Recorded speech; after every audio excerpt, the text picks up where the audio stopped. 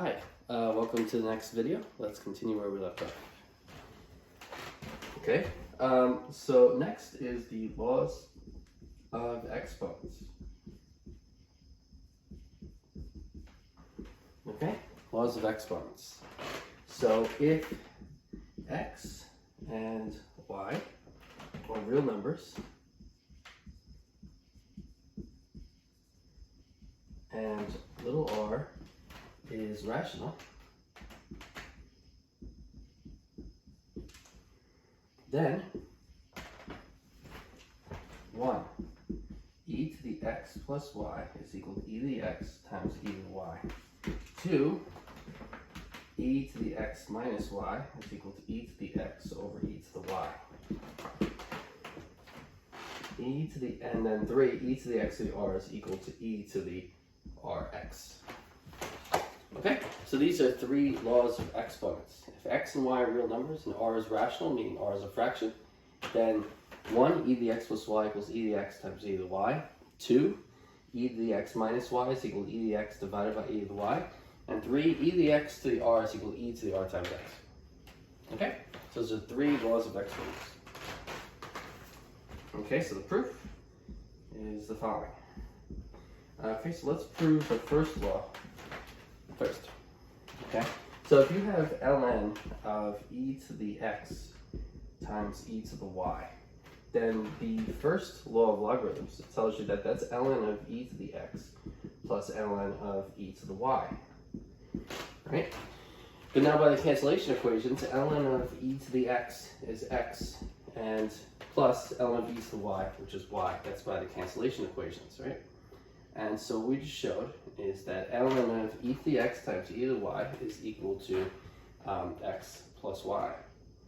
And that implies that e to the ln of e to the x times e to the y is equal to e to the x plus y. Right? Because what we showed is that this equals this. And that means that if this is the exponent of e, and that's equal to it, right? They're the same base and the exponents are equal, so that's equal to that. But that implies that e to the ln of something is that something. So this is e to the x times e to the y by the cancellation equations, and that's equal to e to the x plus y. So we just showed is e to the x times e to the y is equal to e to the x plus y. And that's this equation just flipping on two sides, right? This is now moving to the right side, moving that to the side. And so the proof of 1 is done. Okay, so let's now look at the proof of 2. So the second proof is ln of e to the x over e to the y. Okay, so the second law of logarithms tells you the ln of a fraction is ln of the numerator minus ln of the denominator. Now ln of e to the x is x minus ln of e to the y, which is y. And so what that tells you is that ln of e to the x over e to the y is equal to x minus y. And so that implies that e to the ln of e to the x over e to the y is equal to e to the x minus y. That's because we showed that the exponents are equal. But then that implies that e to the ln of something is that something, so that's e to the x over e to the y is equal to e to the x minus y. And so now we proved e to the x minus y is equal to e to the x divided by e to the y. And so now that's also proved. And so now we proved the second one also. Okay, and so we're not going to prove the third one. We're just going to prove the first two. Okay, so those are the three laws of exponents. And two of the proofs.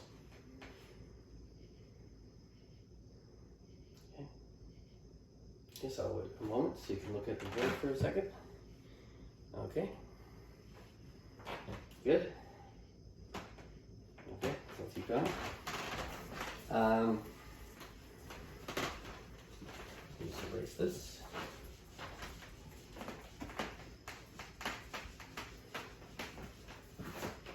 Okay, so next is differentiation equation. d dx of e to the x is equal to e to the x. And so the function e to the x has the remarkable quality to it that if you take the derivative of the function, it's equal to itself. Okay, and so this is a very important characteristic of the exponential function e to the x, that its derivative is equal to itself. Okay, the natural exponential function is its own derivative. Okay, and so let's prove it. Okay, so this is so important that let's take the time to prove it. Let y equal e to the x. Okay, then ln y is equal to ln of e to the x, which cancels out, and you get it equal to x. So then ln of y is equal to x. The derivative d dx of ln y is equal to 1 over y times y prime, as mentioned earlier. And that's also equal to d dx. Well, ln of y is equal to x, and so the derivative ln of y is also equal to the derivative of x with respect to x, which is 1. And so therefore, 1 over y times y prime is 1. And that implies that y prime is y. And now we just proved it. We're done. Y prime equals y means the derivative of e dx is equal to itself e dx. Okay, and so that proves that equation. Okay, and so to illustrate what this means, if you have, so here's the x and y axis, and if you have the graph of y equals e to the x, then if you look at the point, let's say you look at the point when x equals 1, and then let's say you look at the tangent line, the graph at x equals 1. The slope of the line at that point is 1. Now let's say you look at the point x equals 2 on the graph, and let's say you look at the tangent line to that point, right at that point. Then the tangent line to y equals e to the x at that point has a slope of 2. Okay, and so you can do this to any point. If you take this point here, and let's say this is negative 1.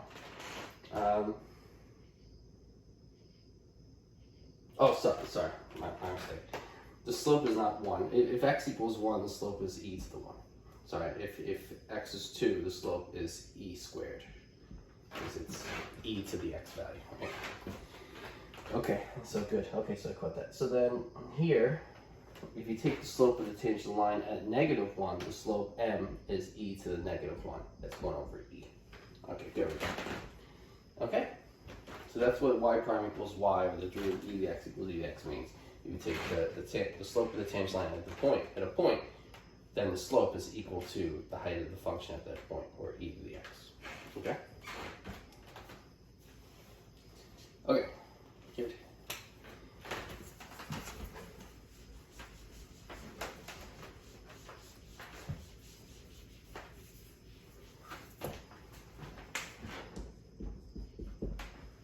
Okay, example, differentiate.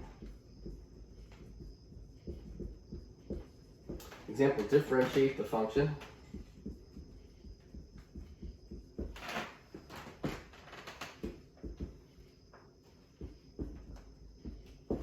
okay, so differentiate the function y equals e to tan x. Okay, solution. Okay, so now, so note that d dx of e dx is equal to e dx. Also, note that d dx of e to f of x is equal to e to the f of x times f prime of x. Okay, I'm going to box this. This is a formula. That's good to know. I'm going to put a check next to it to say that you should know that formula. Okay, d dx of e dx is equal to e dx times f prime of x. That's applying this derivative for d dx of e dx equals e dx and using the chain rule. Okay? So I'm going to prove this after we do this proof. Okay? So let's first use the formula. So to differentiate the function, y prime is equal to d dx of e to the tan x. Well, by this formula, we're going to let f of x be e to the tan x. And so that means that d dx of e to the tan x is equal to e to the tan x times the derivative of tan x. What does that equal? Well, that's e to the tan x times the derivative of tan x, which is secant squared x. Okay? And so y prime is equal to e to the tan x times secant squared x. And that's it. Right, remember the derivative of tan x is secant squared x. Okay. You could do that just by memorizing a few equations. Okay? d dx of tan x is secant squared x. Okay, so right, so that's that we just differentiated that function and we got that. Okay? Using this fact. Alright, so pretty easy. Okay, so let me prove this fact on the next board. Okay, let's do that.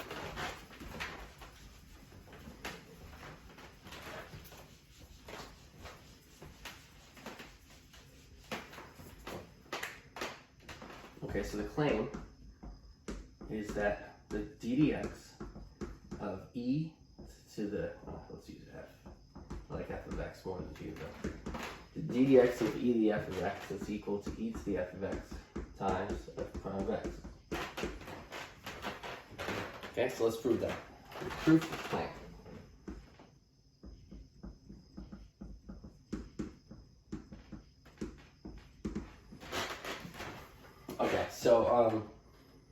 Okay, so first let's note that the chain rule says ddx of f of g of x is equal to f prime of g of x times g prime of x. Okay? Right, this is for a general function f and g that are composed with each other. Here, just like in our previous example, technically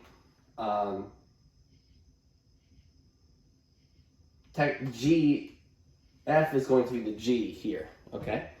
And so when we apply the chain rule to this situation, the g in this formula is going to be the f here, okay? So let f of x be equal to e to the x,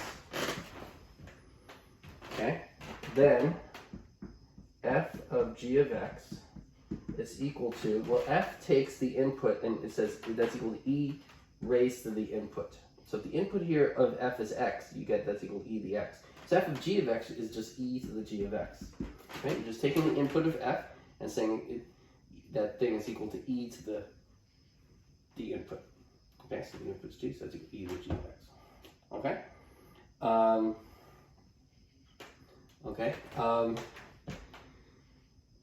Okay, so by the chain rule, we get that ddx of e to the f of x is equal to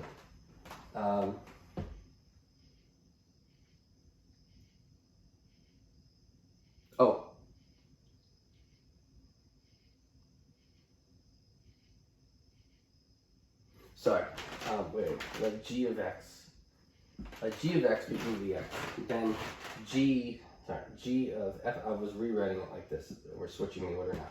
Then g of f of x is equal to e to the f of x, right? G of x is e to the x, and so g takes the input of g and e to that, and so g takes the input of g, which is f, that's equal to e to the f. So by the chain rule, we get ddx of e to the f. Well, e to the f is g of f. So this is ddx of g of f of x. And that's equal to, by the chain rule, if this is equal to, now you switch this is g prime of f of x times f prime of x. Okay?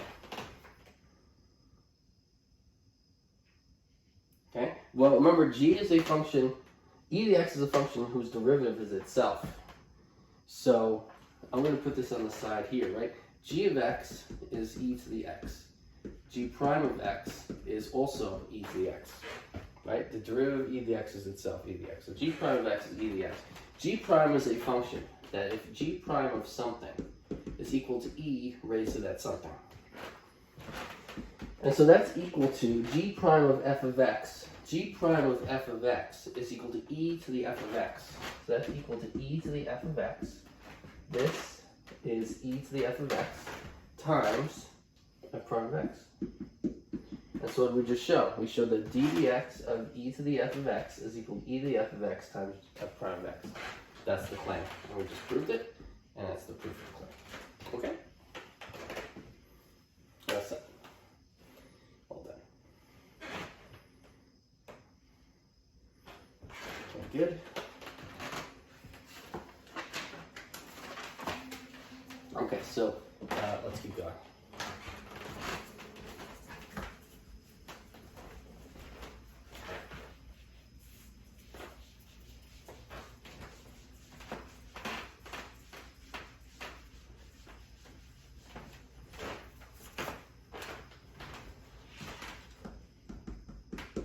Okay, so example, find y prime if y is equal to e to the negative 4x times sine of 5x. Find y prime is if y equals e to negative 4x times sine of 5x. Solution.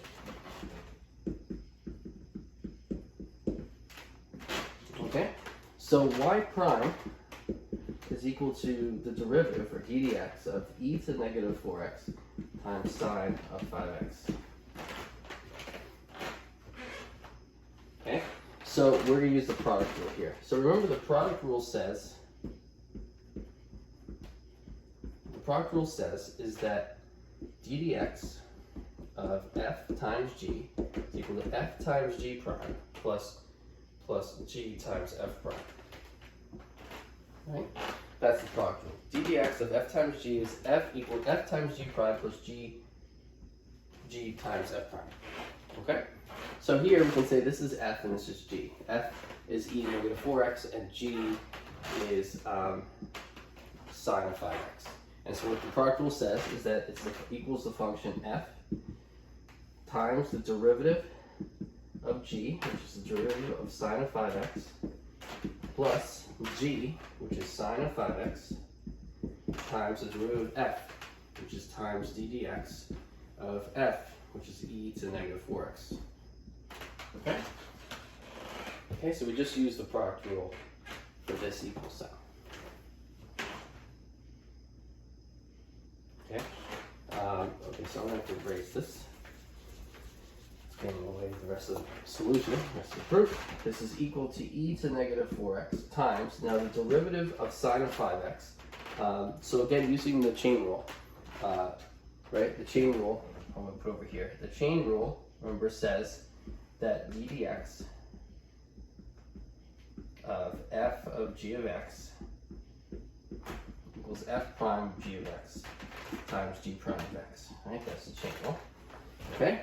And here, f is sine and g is 5x.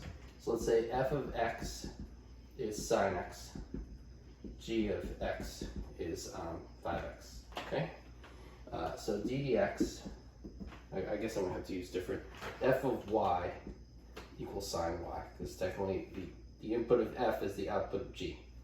Okay, so f of y sine y, g of x is 5x. So d dx of f of g of x is equal to f prime of g of x. Well, f prime of y is cosine y, right? And I guess I'll do this now. G prime of x is 5.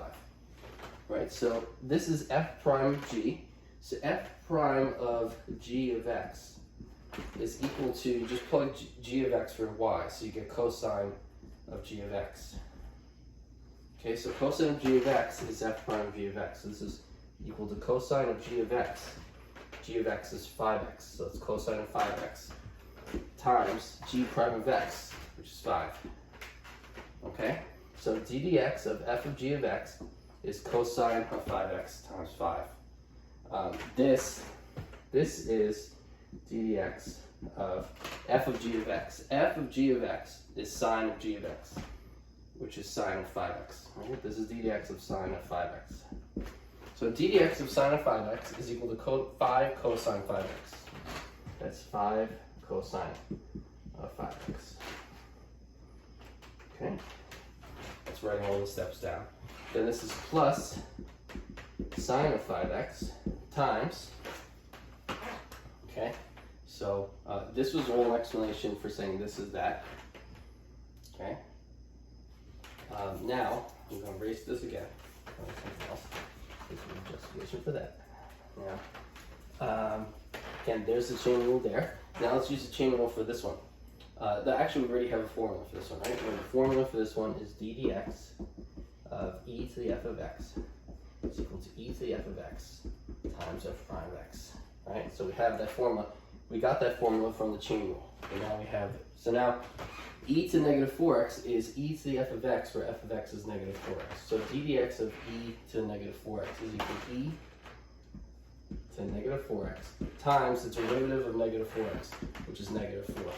So I just plugged in negative 4 for the derivative of negative 4x. Okay, and so now that's y prime. So we just found y prime. It's that. Okay, that's y prime. Y prime is that. It's not a dot. Okay, proof it.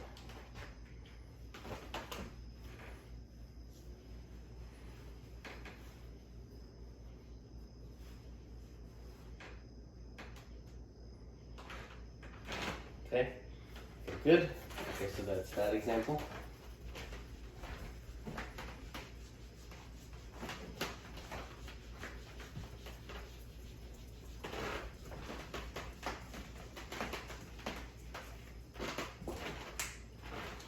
Example. Find the absolute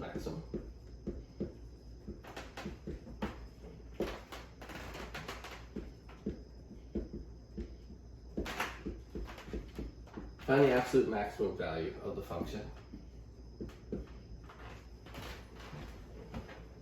f of x is equal to x e to negative x.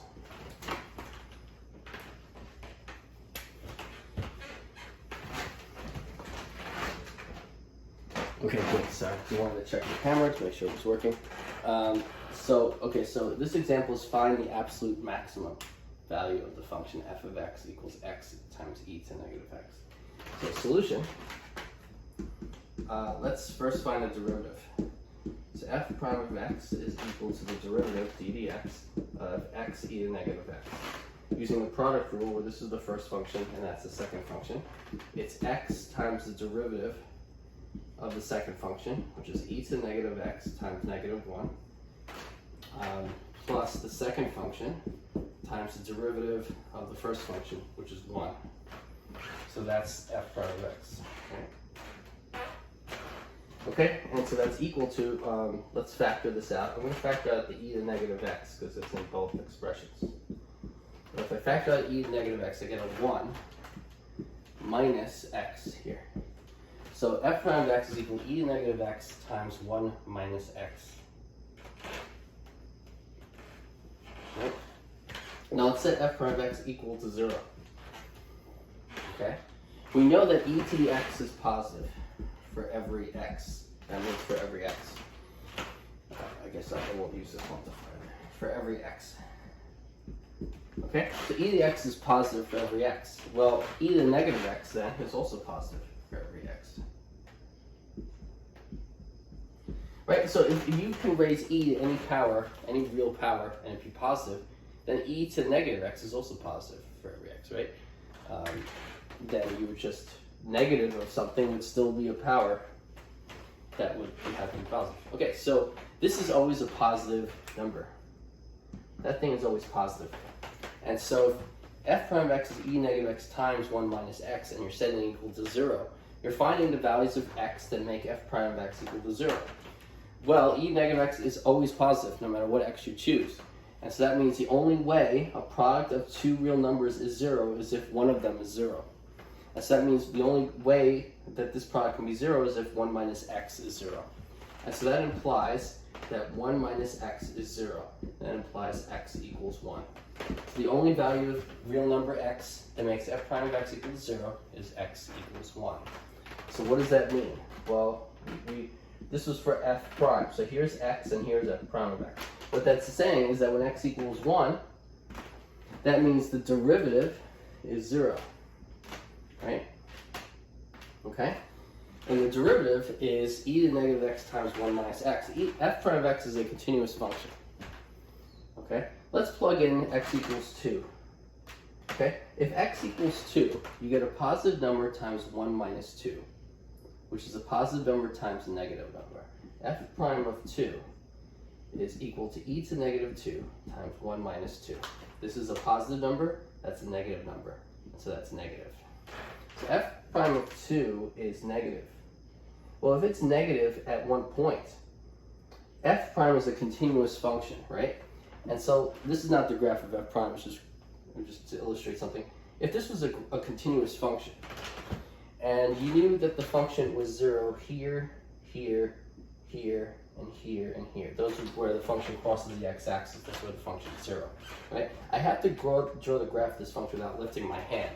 And so somewhere in the graph, it's above the x-axis. The only way that function can get below it is if it crosses the x-axis first, right? If I'm drawing the graph without lifting my hand, the only way I could be above the x-axis and then later be below it is if I cross the x-axis first. And if you cross the x-axis, you get a value of 0. And so that means that if this f prime of x is a continuous function, because it's e to the negative x times 1 minus x, it's a continuous function, it's a product of continuous functions, it's composition of continuous functions, that means that f prime of x is continuous, and it's 0 at x equals 1. But it's only 0 at x equals 1, right? We found the only way it could be 0 is at x equals 1. That means once x is anything other than 1 to the right of it, right? That means it's no longer 1, and it's never 1 again. It's never 0 again. So f prime is never 0 again after x equals 1. And so that means that if it's above or below the x-axis after x equals 1, that means it's always above or below the x-axis after x equals 1. Make sense? So when x equals 2 and f prime is negative, then you're guaranteed that that graph will stay below the x-axis for all x values greater than 1. And so when f prime of x is negative when x equals 2, it's actually negative for all x values greater than 1. Okay? And so very similar reasoning, when x is 0, you get e to the 0, negative 0, which is 1, times 1 minus 0, which is positive. So f prime of 0 is positive, because 1 minus 0 is positive. Positive times positive is positive. So f prime of 0 is positive. And here it's above the x-axis, and it's never 0 for any x less than 1. So that means it stays above the x-axis when x is negative. When x is less than 1. And so f prime is always positive when x is less than 1. Okay? F prime is the function that tells you the rate of change of f, right? And so f prime being positive here means the function's increasing there. When x equals 1, the derivative is 0, which means it then is constant instantaneously. And then after x equals 1, it has the f prime is negative, and so it's decreasing. And so you can see here that the graph is increasing up to x equals 1, stops, and then decreases. And so then that means that at x equals 1, there has to be the maximum value, absolute maximum value. It's like the top of a mountain at x equals 1, the graph of the function. Okay, so to find the maximum value of f, you just simply have to compute f of 1. And then that's the answer. Okay? I'm going to erase this graph that is not the graph of the function. This is just gives us an idea of how it looks. We see that at x equals 1, it's its absolute maximum. So f of 1, which is equal to 1 times e to negative 1, which is equal to e negative 1, which is 1 over e. 1 over e is the maximum value, is the max value of f. And that's it. Proof done. Okay? That proof is done. Okay? As a decimal, 1 over e is approximately 0.37. Okay? So the absolute max value is absolute. Absolute max value is absolute max. Okay? There's a term called relative maximum, but when I say it is the max value, it means absolute max value. It could not mean relative max.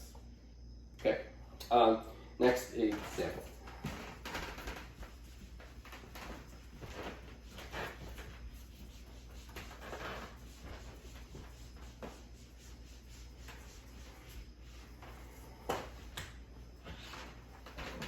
Okay, so the next topic is integration.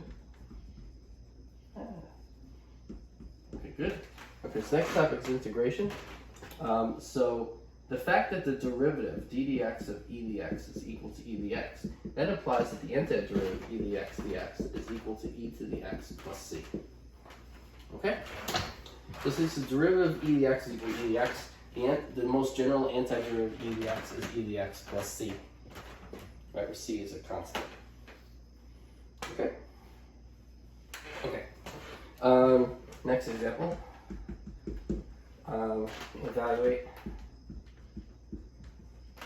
the integral of x squared e to the x cubed dx. Okay. Okay, so here we're going to use the substitution rule. Solution. Okay, so let u equal, and so like I've been doing in other problems, I'm going to let u be the weirdest thing in the problem. We're integrating x squared e to the x cubed dx, and we want u to be simple. So what could we choose u to be? Something that makes something weird in that expression that's still simple. And I would choose x cubed. Let u equal x cubed. Okay? That's the exponent of e here. Right? E to the x would be fairly simple, but this is e to the x cubed. So let u be x cubed. Let u equal x cubed. Then du is equal to 3x squared dx. By the substitution rule.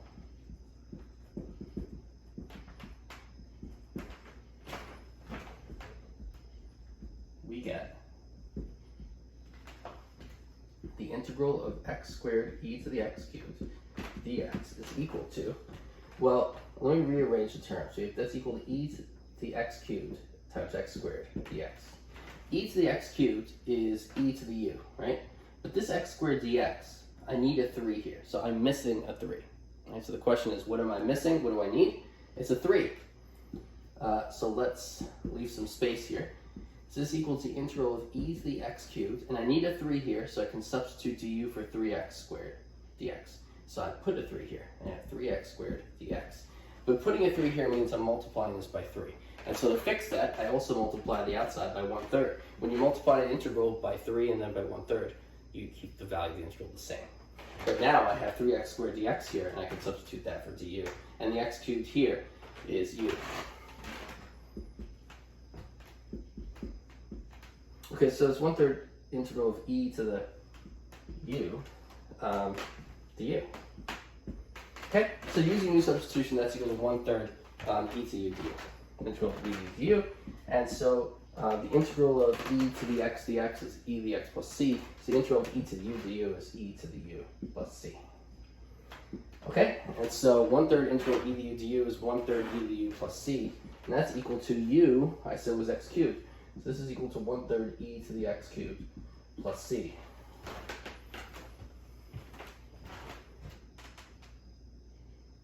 Okay, and so that's the answer. So valuing the integral of x squared e to the x cubed dx is equal to 1/3 e to the x cubed plus c. Okay, that's the end of that proof.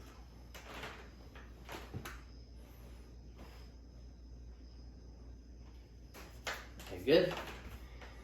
Okay, let's keep going.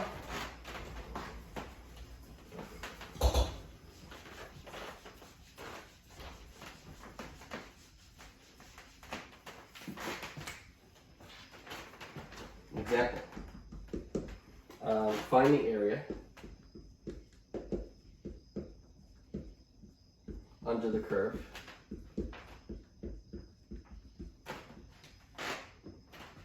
y equals e to negative 3x from 0 to 1. Okay, so find the area under the curve y equals e to negative 3x from 0 to 1. Proof. Or solution. Okay, so y equals e to negative 3x. So we want to go the area under the curve from 0 to 1.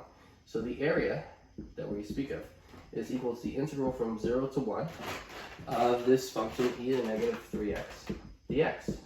Okay, so the area under the curve, that function, curve of that function from 0 to 1 is the integral from 0 to 1 of e to negative 3x dx. Okay, and so we're going to use u substitution. And so what's weird about this integrand is the negative 3x. And so, let u equal negative 3x. then du equals negative 3 dx. By the substitution rule, but it's a substitution rule for definite integrals, because that's a definite integral. For definite integrals, we get, so by the substitution rule for definite integrals, we get the above equals, so that equals the integral. So u is negative 3x, right? But du is negative 3 dx. So in order to get rid of this dx, I need a negative 3 here. So I'm missing a negative 3. So this is e to negative 3x. And then I just have a dx here. I need a negative 3 here. So I'm going to put a negative 3 there. And then when I put a negative 3 there, I have the negative 3 dx. But I need to multiply by the outside by negative 1/3. So if you multiply the inside by negative 3 and the outside by negative 1/3, you're multiplying by 1. And it doesn't change the value of the integral. So that's equal to negative 1/3. The integral of e, negative 3x is u. So that's e to the u, negative 3 dx is du. And so that's negative 1/3 integral of e to the u du. That's equal to negative 1/3. The integral of e du is just e to the u plus c. I'm skipping the step, the algebra step, with the constant, which I mentioned several times earlier. That's negative 1/3 e to the u, but u is negative 3x. So you just put that there and plus c, and that's the answer. Okay, so now the area under the curve of that function from 0 to 1 is negative 1/3 e to negative 3x plus c. That's the answer.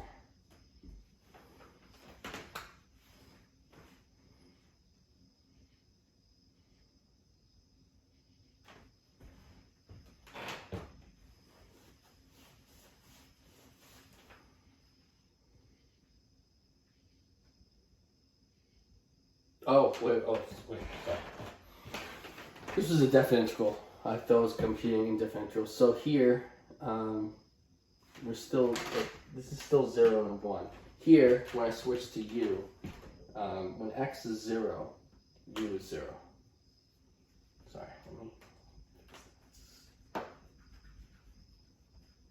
okay, so when x is 0, u is 0. When x is 1, u is negative 3. Okay, and so now an antiderivative of e to the u is e to the u, and you evaluate it from 0 to negative 3.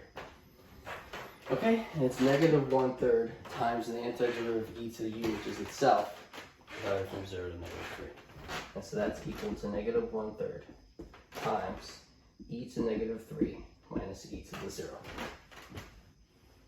That's equal to negative 1/3 times e to negative 3 minus e to the 0, which is 1. And that's it.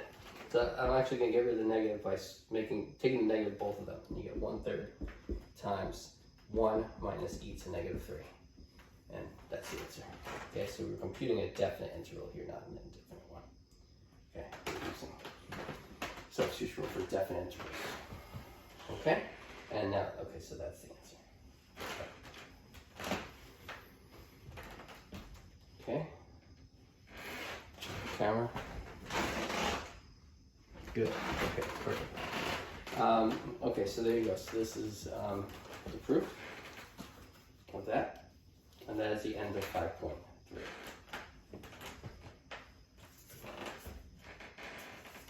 Okay, so let's go.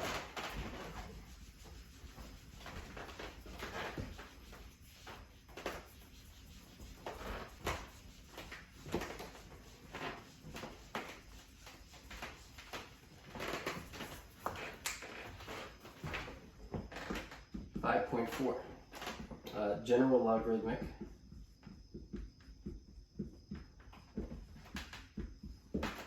and exponential functions.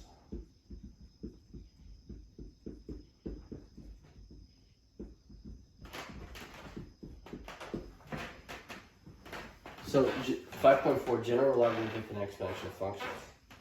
Let a be positive, r being, this means r is in the set of rationals. But let me just say r is rational, meaning r is a functional. Okay, so let a be positive and r be a rational order function. Then a to the r is equal to e to the ln of a raised to the r. So instead of a, I'm writing e to the ln of a by the cancellation equations. E to the ln of a is a, and I'm taking that and raising it to the rth power. But that's equal to e to the r ln a, right? When you take e to the x raised to the y, it's equal to e to the x times y. When you raise something to two powers, you multiply those powers. So e to the ln of a to the r is e to the r ln a. All right, good. Okay, so therefore, what I just showed is that a to the x is equal to e to the x ln a, where I just let x be r. Ax equals e to the x ln a. But that's for every x in the real, for every real x, let's just say. Okay?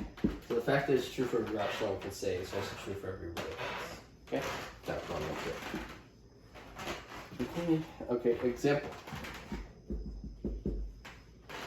Okay, so 2 to the square root of 3. Okay?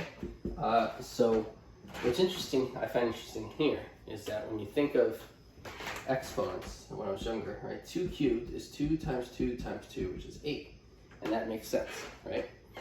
Even if you could say 2 to the negative third power, right, it would be 1 over 2 cubed, which is 1 over 8, right? So that all makes sense. Exponents make sense, right? Even the square root of 3 makes sense, right? If you think of x squared is equal to 3, right, you would say, okay, you could take the square root of 3 there, and you square it and you get 3.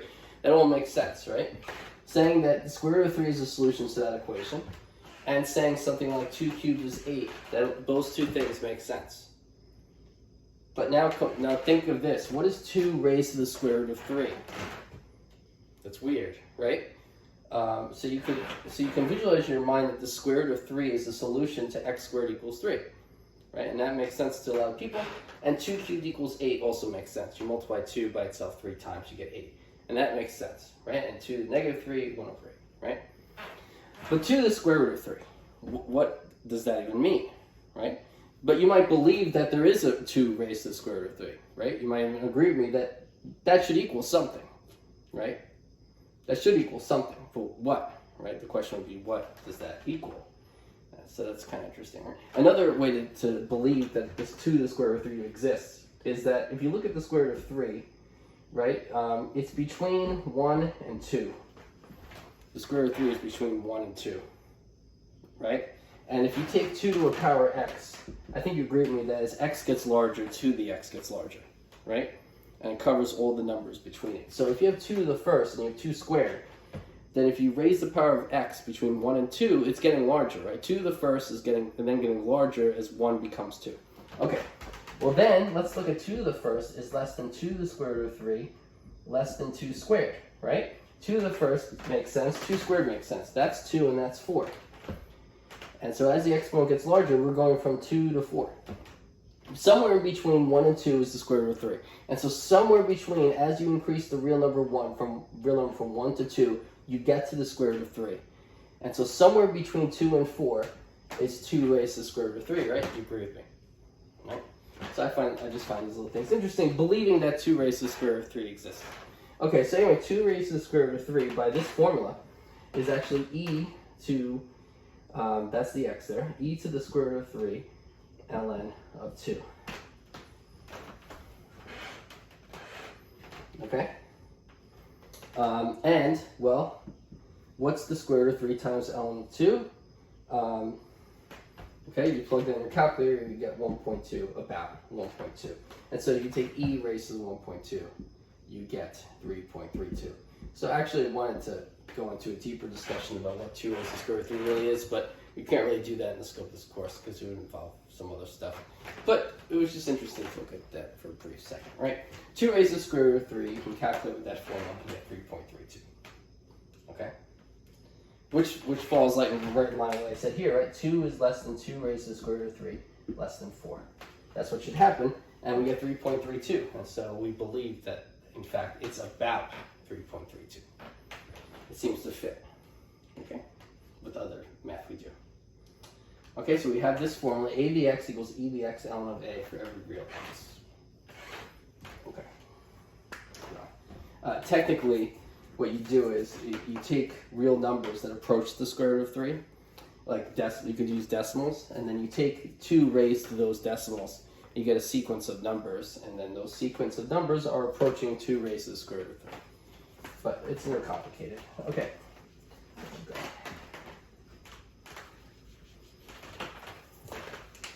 Okay, definition.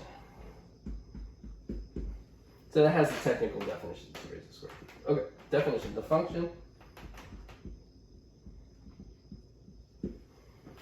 f of x equals a to the x is called an exponential function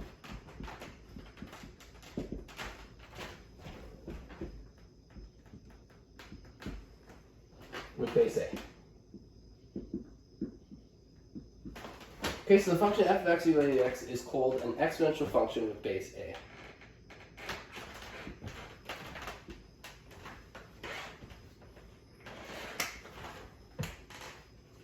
Note, a to the x is positive for all x, since e to the x is positive for all x. Okay, so f of x equals a to the x again is called an exponential function with base a. That's an exponential function with base a. Base a. Okay, and this note is just saying that ax is positive. Is always positive, and that's because a to the x is equal to e to the x ln a. And so, since e to the x is always positive, e raised to any power is always positive. And since a to the x is equal to e to the x ln a, ax is just defined as being equal to e raised to a power. Right? And no matter what x goes there, you're getting e to some power. So this has to always be positive, and so a to the x always has to be positive. Okay, and so that note makes sense from using that equation to get that easily. Okay, keep going.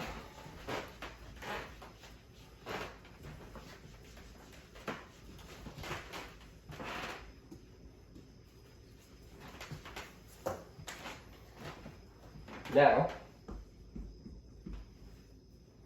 ln of a to the r is equal to ln of e to the r ln a. Right, so we know that because a to the r equals e to the r ln a from our previous equation. We just took ln of both sides. Well, ln of e to the r ln a, by the cancellation equations, we got that equals to r ln of a. So that implies that ln of a to the r is equal to r ln a for any real number r. For any real number r.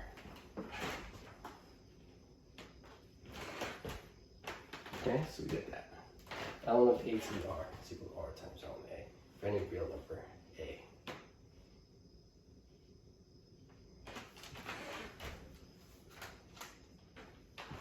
Okay, so now laws of exponents.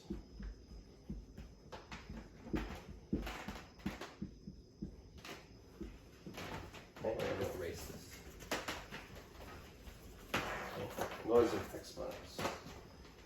If x, y are real, by real means real numbers, and a be positive, a comma b positive means a and b are real numbers. They're positive.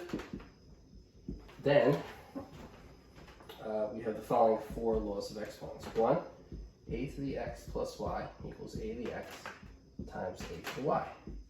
2, a to the x minus y equals a to the x divided by a to the y. 3, a to the x raised to the y is equal to a to the x times y. And 4, ab to the x power is equal to a to the x times b to the x. Okay, so we have those 4 laws of exponents. So if x and y are real numbers and a and b are both positive as reals, then a raised to the x plus y is a to the x times a to the y. a to the x minus y is equal to a to the x divided by a to the y. 3, a to the x to the y is equal to a to the x times y. And 4, ab to the x is equal to a to the x times b to the x. Those are formulas of exponents. Okay. Proof. 1. A to the x plus y is equal to e to the x plus y ln a, right, by our earlier equation, right? A to the x plus y is equal to e to the x plus y times ln a. Well, that's equal to e to the x ln a plus y ln a. And that equals to e to the x ln a times e to the y ln a. And that's equal to x ln a is equal to ln of a to the x. And then this is times e to the y ln a is ln of a to the y. By the cancellation equations, e to the ln of something cancels. You get a to the x times e to the ln of a to y times a to the y. And so a to the x plus y is equal to a to the x times a to the y. And so that proves 1. The first law of exponents is proved. Okay?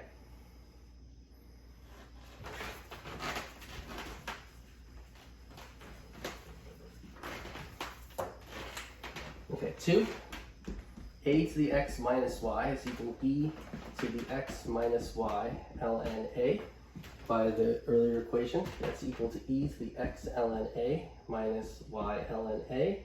That's equal to e to the x ln a divided by e to the y ln a.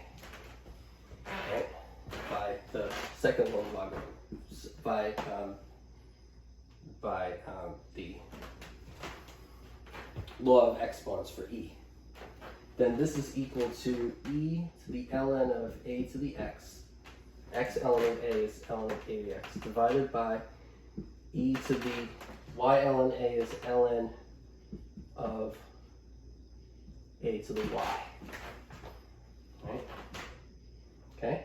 And what's that equal to? E to the ln of a to the x is a to the x, divided by e to the ln of a to the y. A to the y is a to the y. So what I just showed is a to the x minus y is equal to a to the x divided by a to the y. Okay, that's 2. Let's now just prove 2. Okay? Okay, so that's the first 2. Let's prove the next one. The third one.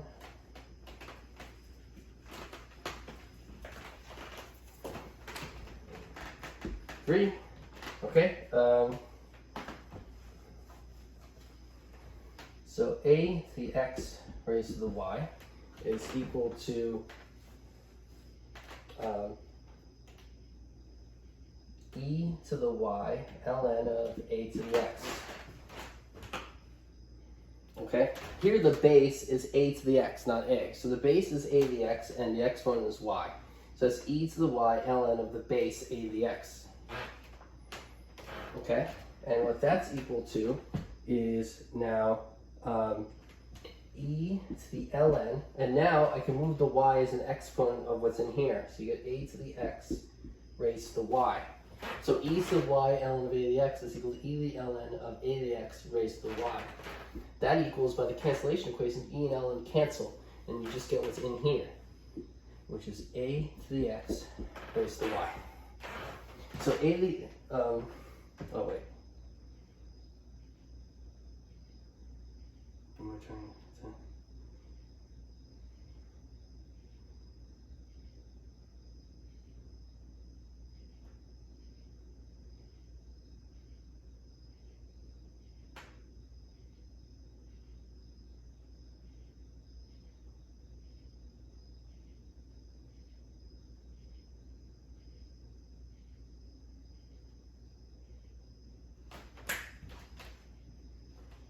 Oh, okay. Actually, here. This is where I have to fix it. Okay. So here, the ln of a to the x. I'm going to move the x in front, and this is going to be e to the x times y ln of a. I just put the x in front, and then I kind of put the x over here, so it's x times y. Okay? And then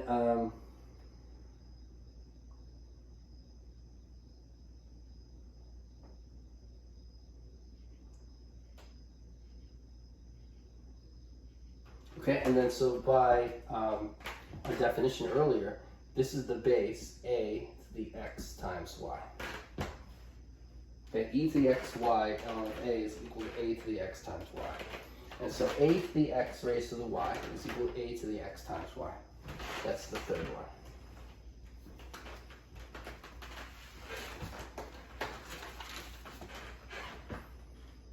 Okay, so those are the first three, and so we're not going to prove the fourth. Okay, so that's that. Okay, let's keep going.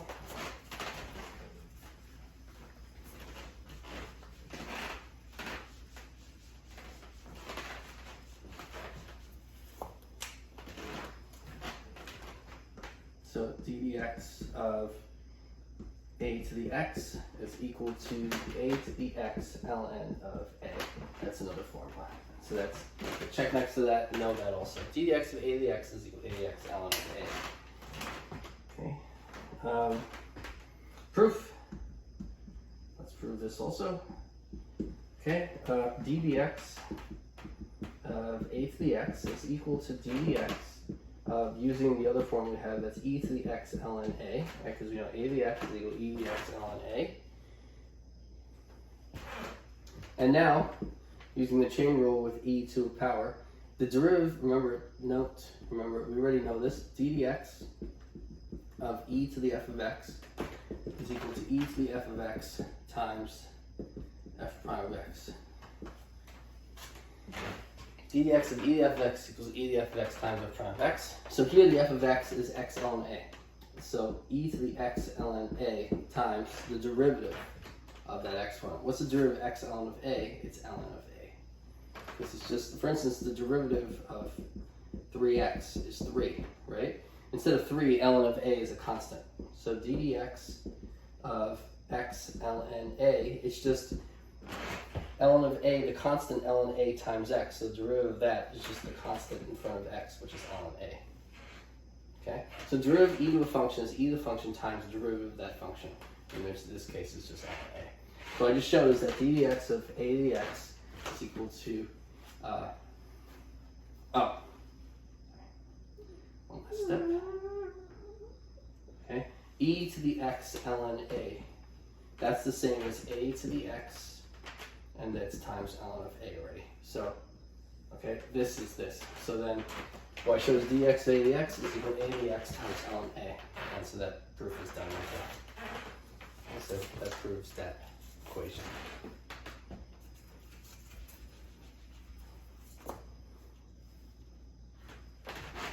Note, if a equals e, then ddx, so remember, we had dx of e to the x equals e to the x, right? Now if I plug in e here, then this formula is saying ddx of e to the x is equal to e to the x times ln of e. But what's ln of e? It's 1. So that's e to the x times 1, which is e to the x. And so this formula is saying that ddx of e to the x is equal to e to the x. And so the formula equation we already had, which is extremely important, is a special case of this equation. Right? So saying that ddx of e to the x equals e to the x is just a special case of ddx of a to the x is equal to a to the x ln of a. Okay? But we needed this to work, right? If we plug in e here, we have to get that dx of e to the x is equal to e to the x because we already know that, right? If we got something else that would contradict what we knew earlier, there'd be a problem, right? But this matches perfectly with what we did before. Our last equation is a special case of this one, and so we're good. And so it doesn't look like anything's wrong. Okay? Another example. Okay, so using the chain rule,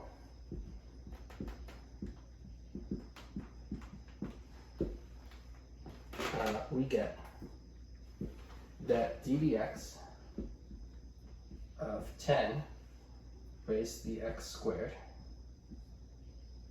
is equal to, well, here we're just using this formula where a is 10, but now we have a function instead of just x there. Let me point out over here To the right, to the left, this is that example. To the right, that formula we're going to use the chain rule with. And so we get a general formula, d dx of a to f of x is equal to a of raised to the f of x times ln of a times f prime of x. And you can prove this using this equation and the chain rule. I'm going to check next to this also. You should know this and you should know this. d dx of a to the f of x is equal to a to the f of x times ln of a times f prime of x. So just substitute that in here where a is 10 and f of x is x squared. Then you get 10 to the x squared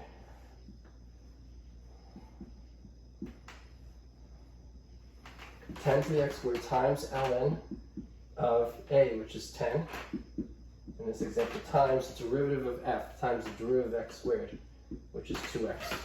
And that's it. Okay, and that's the final answer.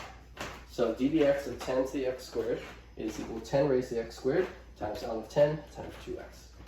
And that is the answer to that example. Okay? And so now that problem is also done. Okay? And so we'll stop here, and next lesson we'll continue from this point.